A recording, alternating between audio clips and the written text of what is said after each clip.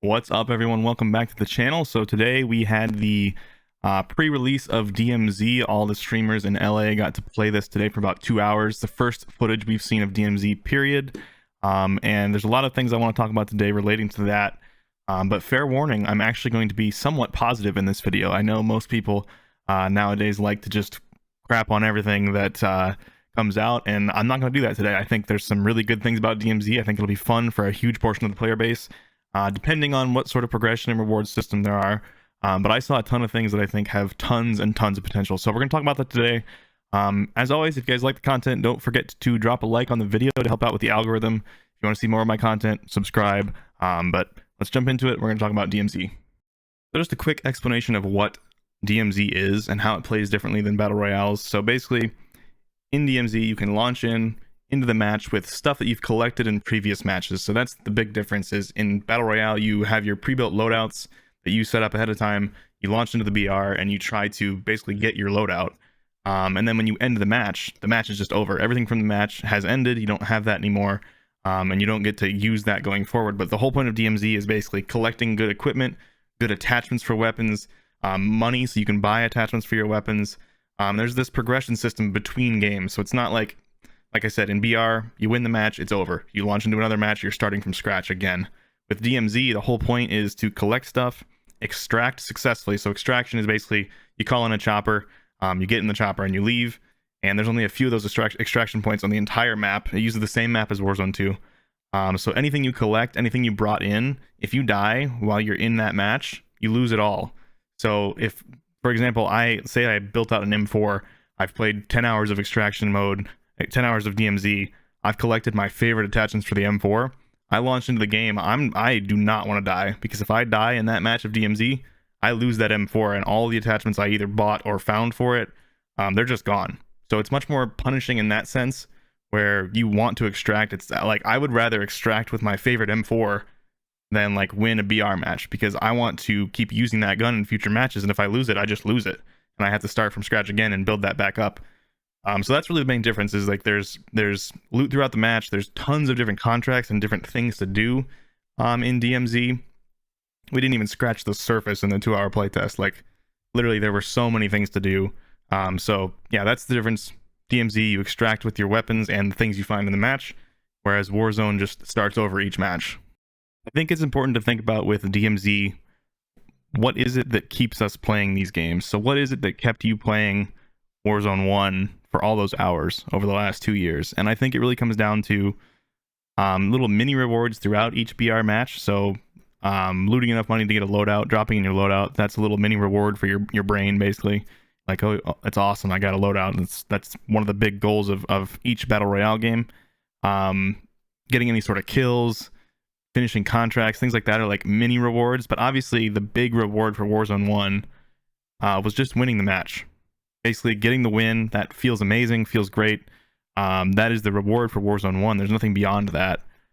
Basically you just start over next time the game launches, but because it's such a difficult thing to win that match, it's just a huge reward to get that win. So that's what everybody's trying to do in these matches is, win the game. But in DMZ, it's different. So in DMZ, it's not, and there is no really winning. Your winning is basically extracting, so you get to use your weapons and equipment and everything that you found and brought in the next match. So I think that thinking about DMZ, it's going to be absolutely key that there's a good progression system and good punishments for failing. So I don't know all the details. Obviously, we only saw an hour and a half, 2 hours of the playtest today. It is releasing in like a week or less, so hopefully it's pretty fleshed out. But progression is key. So if there's no reward each time you extract beyond just extracting with the gun you brought in and the equipment you found, I do think that by itself is a big draw for the game, and it will keep people coming back. So like for me, say that I built my absolute favorite P90, and I was able to do that in DMZ because I found the attachments for it, or I bought the attachments for it, one of the two.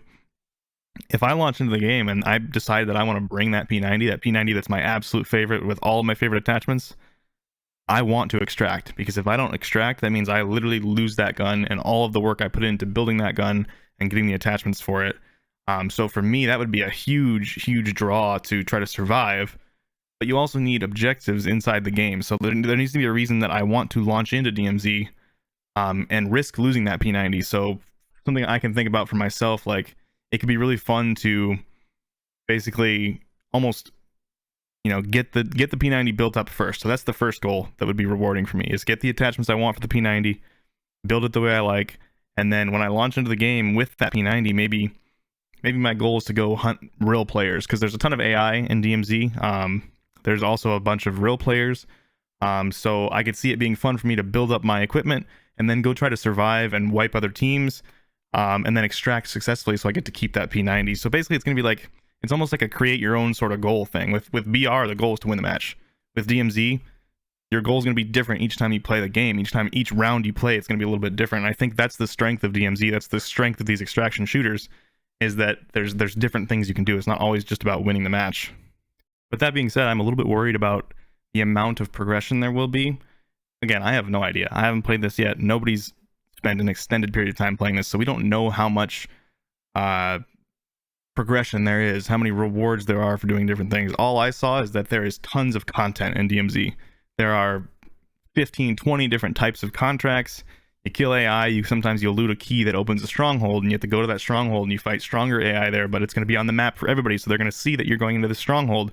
Strongholds are going to have better loot, so all these real players are going to converge on these strongholds because they're going to hear the fighting. They're going to see that people are, you know, unlocking those doors. So I see huge potential for this game, this DMZ mode specifically, and I think that nobody really knew what to expect, because they didn't tell us. Like Modern Warfare 2, the teams at Infinity Ward, they didn't tell us anything about DMZ, so we didn't know if it was going to be like Tarkov. We didn't know what the game was going to be like, and it's kind of its own unique little hybrid thing. It's not really like Tarkov.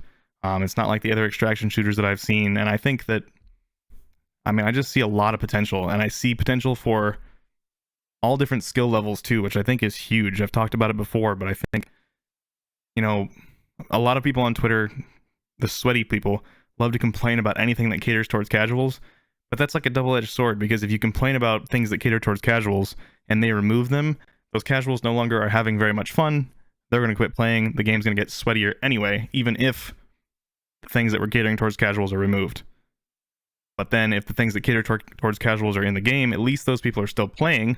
It gives the casuals a better chance of winning whatever situation you were complaining about, but at least they're in the game, so you don't have to fight someone who's really good every single time. So it's like a double-edged sword. You want the most people to play that you can get playing, basically.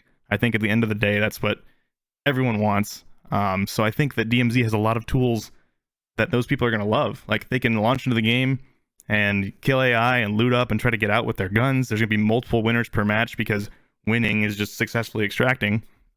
So it's going to be a balancing act between progression, difficulty of extraction, number of players on the map versus number of AI on the map.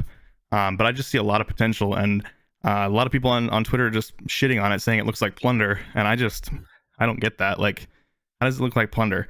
You loot stuff, I guess, but that's like the only thing that's the same. Plunder reset every match too, and all it was about was looting money. In this, there's a ton of different contracts. You get all kinds of different equipment that you try to extract with. The main goal is extraction, not collecting a certain amount of money like in Plunder. Like, I don't see the correlation with Plunder at all. I do see that it's going to be something that maybe more casual players are going to enjoy, but I also think that, you know, more sweaty players could enjoy it too, doing the certain things, and it's just all going to come down to progression. I also think it's important to have something skill-based, basically, to flex.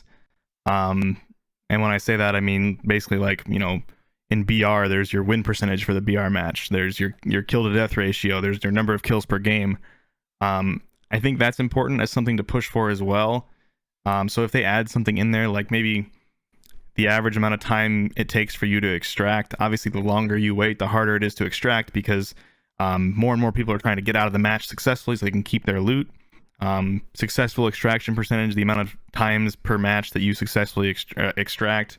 So say you extract 60% of the time, that's something important that I think you could know. The combination of that and average time to extraction would tell you how someone's playing the game, basically.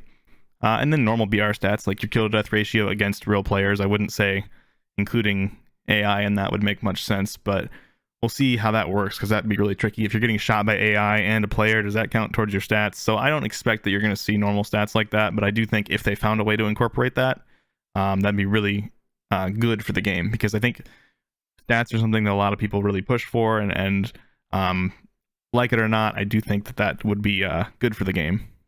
That's pretty much it. I just wanted to rant a little bit about DMZ, what I think about it. I think you're going to see a lot of the traditional Warzone 1 players saying that it looked really boring compared to what Warzone 1 was. And I think that's because they just don't understand the reward system and how that's going to work yet. They haven't fully fleshed out the idea of an extraction shooter. They're BR players. They're not extraction shooter players for the most part. So I think that early on, you're going to see a lot of people saying that it doesn't look fun and it's not something they want to play. But I think you could see that change as people actually play it and understand how the system works and understand how the punishing system works when you die versus extracting. I think it could be a very good game mode. So we'll just have to wait and see. I'm not saying that it is. I'm not saying that it isn't a good game mode. I just think that it absolutely has big potential for the entire COD community. So, as always, if you guys like the content, don't forget to drop a sub to the channel. Warzone 2 is about to release, DMZ is about to release, and I'm going to get back on YouTube after we launch TGD 2.0, so you'll be getting a bunch more videos soon. Drop a comment, let me know what you guys think about DMZ. I think the TGD community in general is a little more mature, a little older than a lot of the other COD communities, so I'm curious to know what you guys have to say about it. Actually thinking critical about what you've seen, rather than just saying, it's not the same thing as what I love, so I hate it. That's what I feel like I'm seeing on Twitter, is it's different, so people say they hate it. But also, drop a like on the video if you want to help support. But I'll see you guys all in the next video, hopefully in the next few days. Yeah, hope you enjoyed the video. See you then.